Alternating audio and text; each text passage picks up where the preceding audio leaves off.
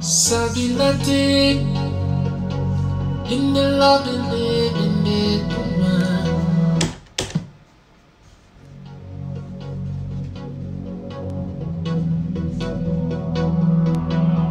Sabilate in the love and living it woman. Jolo casa, jolo na capacete. Sabilate in the love and living it woman. Jolo. Alors les amis, connectez-vous, je vais faire un petit break et vous parler un tout petit peu pendant 15 minutes. Donc, you guys connected? I'm gonna start in about 2 minutes. Je vais commencer dans 2 minutes. Ça va être... voilà. J'ai joué samedi pour vous. Non, je vais pas jouer aujourd'hui. Je veux juste vous alerter sur un changement qui est en train de s'opérer en ce moment. Donc soyez vigilants, Camerounais, soyez vigilants et n'acceptez pas cette forfaitaire. Parce que l'accepter, ce serait vous soumettre encore à 40 ans de souffrance. Alors c'est le moment maintenant. Ne dites pas qu'on l'a pas dit, au moins moi je l'ai dit. Et on vous a prévenu. Vous aurez été prévenu. Et donc voilà. Hey, ça va? Bousillard. Ça va? Tu mets le masque, tu te laves les mains. It's good? Yes. That's what I like to hear. Et on est tous confinés, donc en fait au confinement, moi ça me dérange pas du tout. Je suis toujours confiné de toute manière. Je suis toujours dans mon bunker ici. Et quand je suis pas dans mon bunker, je suis en route. Donc vous m'entendez bien? C'est bon? Hello, hey, what's up? Ça va? J'ai loupé samedi. Ben j'en ferai un autre, je sais pas quand, mais j'en ferai. Malheureusement, j'ai fait suite samedi. Il était plus axé sur le deuil du grand Manu. Et j'aimerais bien en faire un autre qui soit plus joyful. Plus, voilà, dans la joie sans connaître personne qui soit parti, voilà. Donc voilà, je fais ce petit live, en fait, j'attends que vous vous connectiez là, nous sommes déjà, ça fait 2 minutes, on est déjà, wow, 1400, that's good. Je vais commencer dans 2 minutes, donc, check it up, s'il y a des choses que, donc, you guys should be aware of. Vous devez le savoir. Vous pouvez pas non plus... il faut que vous le sachiez, quoi. Ok. Oui, merci. Comment allez-vous? Je vais très, très bien. Look at me. See that? 52, baby. Still rocking. Je suis à la maison. Je travaille sur tout et n'importe quoi. Non, voilà.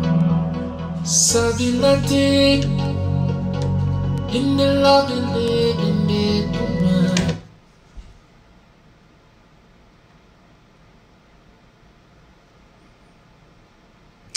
Oui, alors on est déjà en train de vous préparer un remplaçant du banc de touche. Mais sauf, voilà, comme ça se passe toujours. Un pillard peut en cacher un autre. Attention. Au moins, vous avez été prévenus. Si vous acceptez cette forfaitaire, je vous le dis encore, si vous acceptez cette forfaitaire, vous serez parti encore pour 40 ans. Au moins 40 ans de souffrance encore. How long this gonna last? Quand est-ce que vous allez dire non? Là, vous croyez que vous avez touché le fond. Mais quand vous avez touché le fond, le dirigeant camerounais vous dit encore non. Vous n'êtes pas encore dans le fond. J'ai trouvé un abîme en dessous du fond. C'est là où on va vous amener. Et vous voulez accepter ça. Juste par truc tribal ou parce par une accolade partisane. Non. À un moment, il faut savoir dire non. Les visionnaires, on les connaît de toute manière, les amis. Ceux qui ont une vision, quelqu'un qui a une vision, le président, c'est celui qui a cette vision. Un président, c'est celui qui donne le tempo. Un président, c'est celui qui dirige, qui donne cette dynamique au pays. Tout ce que vous voyez, c'est à l'image du leader.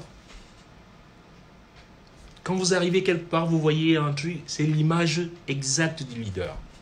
Alors, je vais vous raconter une petite histoire. On est en 2005. Je voyage avec mon passeport camerounais. Même ceux qui doutent que j'ai jamais été camerounais, ça c'est leur problème. Mais j'ai toujours voyagé avec mon passeport camerounais à l'époque. Et il faut que vous suiviez bien. On arrive à la frontière, on revenait de Czech Republic, on revenait de Prague, on allait en... Budapest, c'est quoi comme pays? Oh, Jesus. On allait en Hongrie. On quitte la République tchèque pour aller en Hongrie. Je me fais arrêter avec le bus. Tous mes musiciens dedans. Mon tour manager, toute mon équipe dans le bus. En contrôle de papier, voilà. Parce que à l'époque, c'était pas encore tous ces trucs Schengen là. Donc, et on retient mon passeport camerounais à la frontière. Et apparemment, mon passeport match avec mon nom, match avec le nom de quelqu'un. Apparemment. Donc, on retient mon passeport. On me garde. Les flics arrivent. On ne m'explique pas ce qui se passe.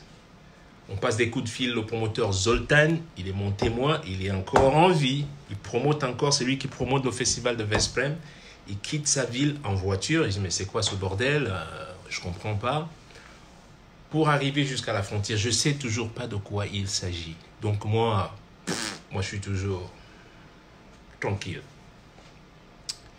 Vous savez, je voyage beaucoup. Je vais renouveler un passeport, même ici aux États-Unis, je renouvelle mon passeport tous les 8 ou 7 mois. 7, 8 mois, 9 mois. Un passeport, je ne passe pas un an avec un passeport parce que les pages sont pleines. Aux États-Unis, on mettait souvent des pages, on rajoutait des pages. C'est fini maintenant. Avant, on rajoutait des pages, donc des fois, je gardais un passeport 2 ans, 2 ans et demi. Mais là, c'est terminé. Et donc, tous les 8, 9 mois, j'allais changer mon passeport. J'allais renouveler mon passeport à Washington, ici aux États-Unis. J'allais là-bas. Donc, les seuls qui avaient mon ancien passeport, c'est l'ambassade camerounaise. Il faut que vous me suiviez très bien. Donc, quand j'arrive avec mon ancien passeport, je laisse mon ancien passeport qui est plein, on me donne un nouveau passeport. C'est tout ce que je sais. Donc, du coup, je crois que ce passeport est annulé. Mais en fait, ce qu'ils ont fait, parce que dans mon ancien passeport, il y a encore des visas valables. En fait, je ne sais pas quel traficotage ils faisaient.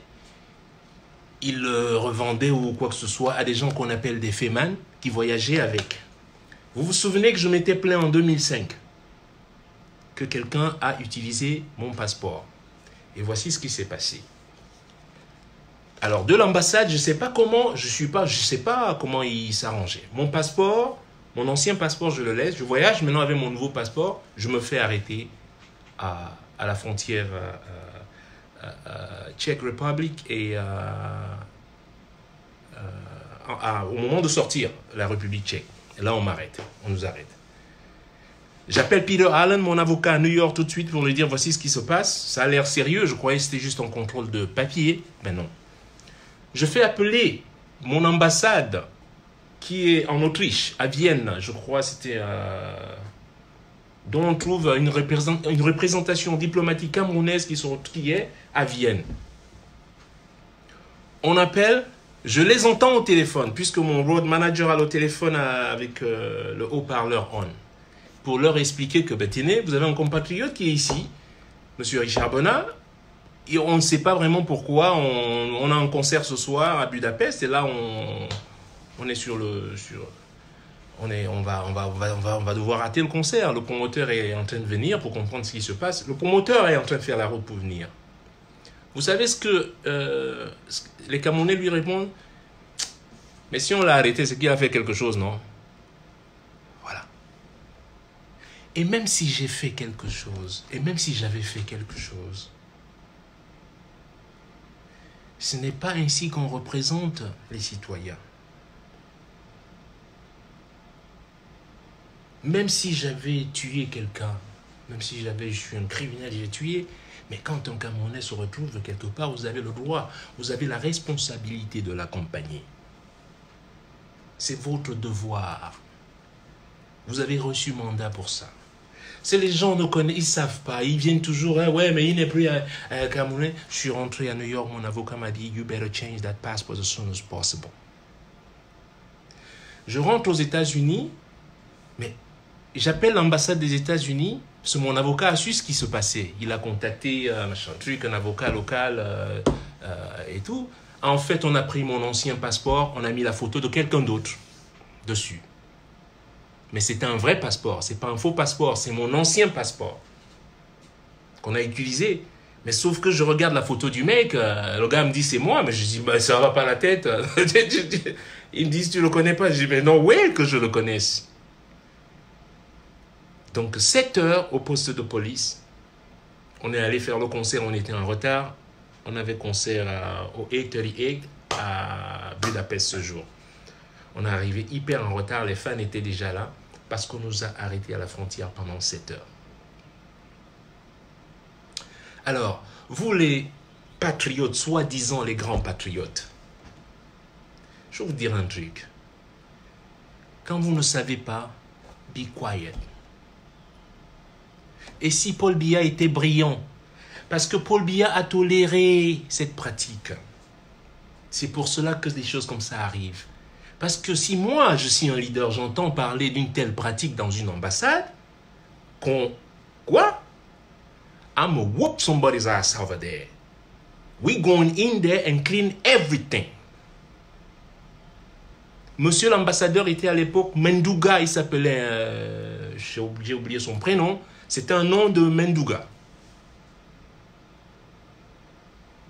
Mon passeport, je ne sais pas par quel moyen, est sorti de cette ambassade, s'est retrouvé dans les mains de... je ne sais pas, moi, je ne connais pas. Je regarde la tête du mec, c'est mon ancien passeport, puisque je connais mon passeport, avec les visas qui sont dedans. C'est mon passeport, mais sauf que la photo de la personne qui est dessus, c'est pas la même photo. Ils ont enlevé que la photo. Mais le nom est là, Richard Bona et tout. Voilà comment je me trouve dans le pétrin. Et voilà pourquoi, donc, immédiatement, quand je rentre aux États-Unis, j'ai entamé tout de suite la procédure de naturalisation. Et en 2006, le 17 février, non, qu'est-ce que je dis, le 18 août 2006, je deviens citoyen américain. Voilà donc l'épisode de ma citoyenneté américaine. Et autre chose que vous sachiez, que ces gens qui perpétraient ces choses qu'on appelle les fémins, vous savez pourquoi? Mais parce que c'était toléré. Et j'ai voyagé au Cameroun une fois en 2006, j'ai vu qu'ils étaient reçus carrément par des membres du gouvernement. Parce que c'est toléré, c'est autorisé de truquer. Mais c'est pas son a donné cette tonalité depuis en haut. C'est mandaté. Faut pas se leurrer. Paul Biya n'a jamais été un bon président. Il n'est même pas cultivé. C'est pas un type cultivé. Les leaders, on les connaît.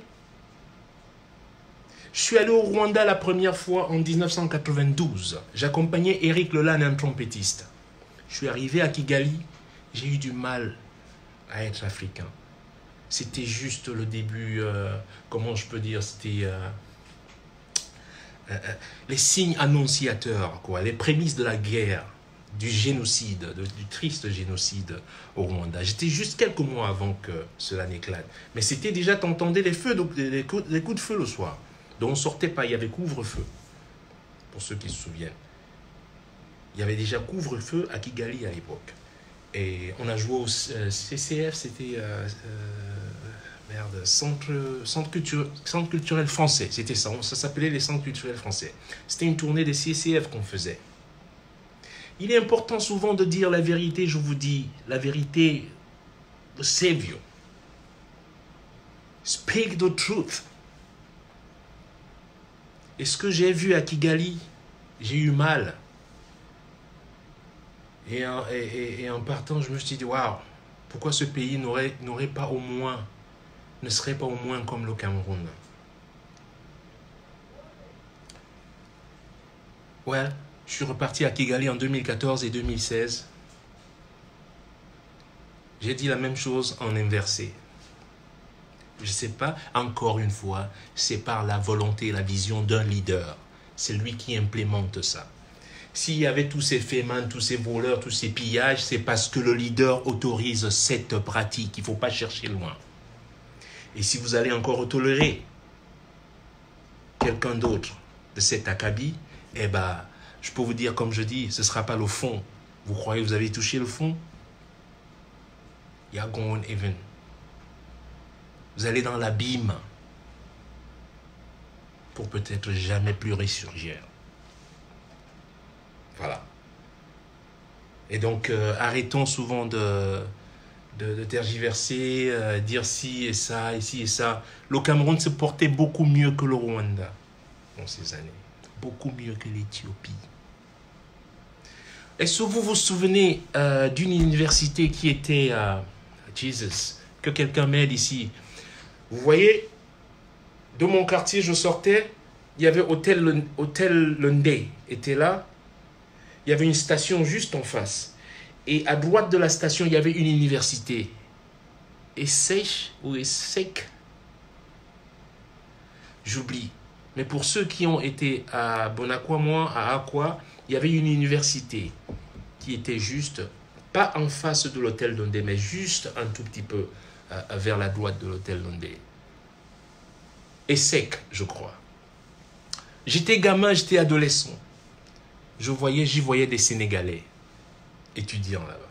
J'y voyais des Marocains étudier là-bas. Égyptiens. Je voyais des Centrafricains venir étudier au Cameroun. Vous savez pourquoi? Parce qu'on avait les meilleures universités. Est-ce que ça se fait aujourd'hui entre nous? Si vous êtes franc, sincère avec vous-même, avec votre cœur, sortez de votre position partisane et tribale. Je dis simplement, est-ce que ça se fait encore? Vous voyez encore un étudiant marocain venir étudier? C'est l'inverse qui se fait. Je vous dis simplement. C'était quoi? Essek. C'était bien ça, Essek. Merci beaucoup, Christian. C'est ça, hein? Essek. C'était exactement ça. Truc de sciences sociales, je sais pas, économique et peut-être commercial. Hein? Un truc comme ça, voilà, du genre. Voilà. Merci beaucoup. C'était l'Essek. À l'Essek, j'ai vu des Centrafricains, j'ai vu des Sénégalais, j'ai vu tout le monde. Je le voyais, j'habitais juste pas loin. J'allais jouer au collège de la Salle à côté. Au foot, on joue au foot tous les jours. Et on allait cueillir les mangues, on allait voler les mangues, voilà. Gamin, on allait voler les mangues à CFAO. Hein? J'étais un maraudeur Mbaloba, numéro 1. Mais j'étais le maraudeur de Lion Indomptable à l'époque. Hein? Maraudeur chef. Parce qu'il y avait d'autres gamins, mais j'étais le gamin, le maraudeur chef. Mais Mila peut témoigner. Si Mila est là, demandez-lui qui était le maraudeur chef. Hein? Quand il arrivait, il venait, mais bon, hein? Ça, c'est... J'étais le maraudeur chef. Donc, le quartier, je connaissais. Les étudiants sénégalais, marocains, centrafricains. J'ai vu même un Égyptien une fois. Je savais pas, genre, Égypte. Ah bon, un mot à Égypte. Ah bon, hein? Moi, je croyais que c'était un blanc. Non, c'est un Égyptien. Tout le monde qui avait la peau. Donc, voilà. Mais aujourd'hui, c'est le contraire. On fuit notre pays pour aller étudier même au Tchad aujourd'hui. En Centrafrique. J'ai vu des gens qui étudient en Centrafrique. Come on now. Et vous dites que tout va bien? You fucking nut, man. You fucking crazy. Alors je vous le dis aujourd'hui. Biya est un plouc. Que vous le sachiez, Biya c'est un plouc. C'est un villageois. Il faut dire les choses telles qu'elles sont. Il n'est même pas cultivé. Il n'a même pas une culture générale de base, rien. Dites-moi, alors, quand tu prétends diriger un pays bilingue, dites-moi, tu prétends diriger un pays bilingue et tu parles pas anglais, tu parles pas une des langues, comment non? Faites un effort quand même. Est-ce qu'un président français va arriver et dire blablater qui ne parle pas français? Est-ce que c'est normal? Copiez même sur vos colons, putain. Copiez même sur les colons. Copiez même sur vos juridictions traditionnelles. Est-ce qu'un chef Bamoun ne va pas parler sa langue? Est-ce qu'un chef Boule ne va pas parler sa langue? Mais ça va pas à la tête. On est où là? Mais comment vous allez diriger les gens si vous ne parlez pas leur langue? Déjà. Et la langue étant un vecteur, on le sait bien, ça commence par la langue. Et vous vous étonnez des problèmes qu'on a avec les anglophones. Quand tu es anglophone partout où tu vas et tu vois que ta langue est... Mais alors, c'est même pas un assassinat. Ils t'écrivent l'anglais comme des vaches folles. Mais toi-même, tu te dis, mais c'est pas possible. Tu vois comment ils traduisent des fois, mais c'est juste hallucinant. Mais faites un effort. Faites un effort comme tout le monde. C'est ce qu'on fait tous les jours. C'est ce que je fais ici tous les jours. I'm trying to be good, better than yesterday. Aujourd'hui, je vais être meilleur qu'hier. Et demain, je vais être meilleur qu'aujourd'hui. Et vous croyez que vous allez me rattraper? Boo! You're lying to yourself. Try to catch me if you can. I go fast, baby. Donc, je voulais revenir sur cet épisode. Ceux qui sont toujours là, oh américain, parce qu'il n'est même pas d'ici, il n'est même pas d'ici. Ben, j'ai effectivement voyagé avec un passeport camerounais jusqu'en 2005. Je l'ai toujours avec moi, le dernier passeport. Il est toujours avec moi. Donc, la tribu et les autochtones qui veulent toujours, plus ou moins, nier le fait que je sois camerounais, that's your problem, man. Je parle mieux ma langue que vous. Je l'écris mieux que vous. So, what are you talking about? You know? Mon background, untouchable. J'ai été élevé dans le roots, dans le vrai roots. Pas en ville, là, les enfants des barrières, comme on dit souvent. Non. Aujourd'hui, les enfants des barrières veulent me donner la leçon à moi. Puis la boire pour me l'opo. Puis la boire me l'opo. D'où? Là, Konando. Si vous voulez que je vous parle maintenant en anglais beaucoup. Hein? Chez moi. Et puis, quoi d'autre? Ben, c'est ce que j'allais vous dire. Il se prépare quelque chose dont soyez vigilants. N'acceptez pas cette forfaitaire. Ne l'acceptez pas. S'il faut que vous sortiez, sortez et dites non. Sortez et dites non. On ne va pas remplacer la gangrène par une autre gangrène. Non! Et si ça se fait, ce sera mon dernier mot. Moi, je ne dirai plus rien. Si vous l'acceptez, moi je dis, je mets au garde à vous et je vous salue et je vous dis adios. Until next time again. That's it. Remember, I say it, if you let it go, that's your problem. You will suffer for the next 40 years to come. Ok? So, c'est tout ce que j'avais à dire. Moi, je vais reprendre mon boulot. C'est le confinement, mais confinement doesn't matter, man. Get it. Ok? Je vous aime tous et merci à tous ceux qui ont regardé le live et merci à vous aussi d'avoir, c'est une manière aussi d'honorer le grand Manu Dibango qui est parti, dont beaucoup de gens me demandaient la signification ici.